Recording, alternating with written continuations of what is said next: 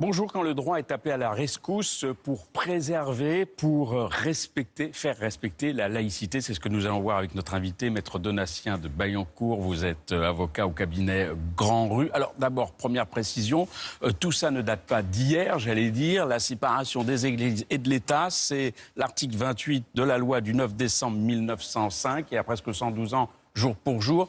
Ça définit ce qu'on peut faire et pas faire, et c'est valable toujours aujourd'hui.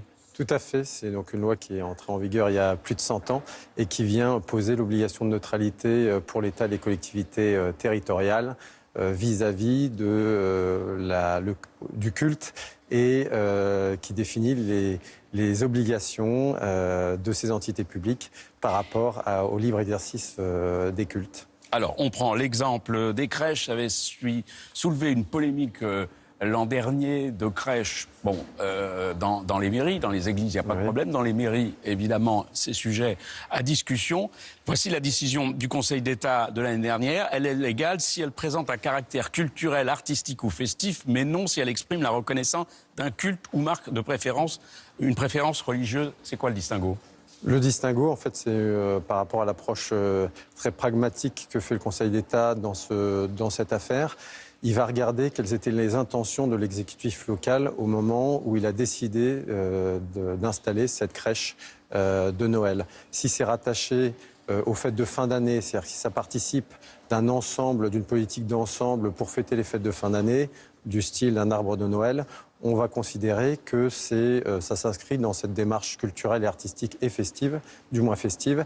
En revanche, si c'est clairement affiché par l'exécutif local, c'est-à-dire le maire d'une commune, avec une connotation religieuse, c'est là où ça tombe sous l'interdit de la loi de 1905.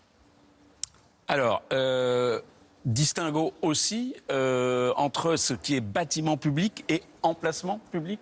Oui, le Conseil d'État fait cette distinction parce que les bâtiments publics sont le siège de l'exécutif, donc la représentation de l'exercice de ce pouvoir de puissance publique. Et puis c'est le siège aussi des services publics, alors que dans l'espace public, il y a toujours cette interdiction, mais on n'est plus du tout dans ce cadre qui a très connoté service public, où la neutralité, l'obligation de neutralité, joue de manière très forte pour les entités publiques. Alors, j'allais dire, l'an dernier, c'était les crèches. Cette année, c'est une croix qui a posé polémique et qui a aussi nécessité l'avis, la décision du Conseil d'État. C'est cette croix qui est sur un arche au-dessus du statut du pape Jean-Paul II. Ça se passe à Ploërmel, en Bretagne. Et le Conseil d'État a considéré le 26 octobre dernier que cette croix était contraire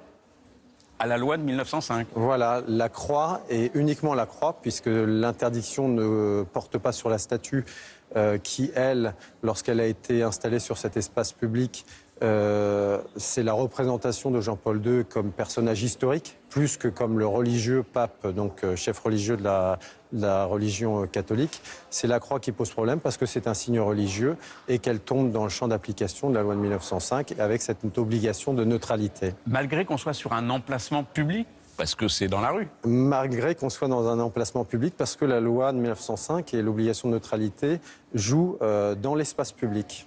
Donc, sur les places publiques, aussi bien que dans les bâtiments municipaux. Voilà. Et on a appris que le maire de Ploërmel envisage maintenant de déplacer cette statue, la totalité, pour qu'elle aille sur un terrain privé. Elle voit ça avec l'évêché actuellement. Alors, dernière chose sur laquelle vous êtes penché récemment, oui. C'est une croix, par exemple, sur un portail d'entrée d'un cimetière, légal ou pas légal ?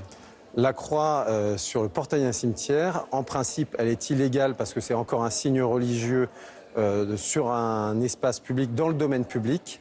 Donc ça tombe dans le champ d'application de cette interdiction posée par la loi de 1905.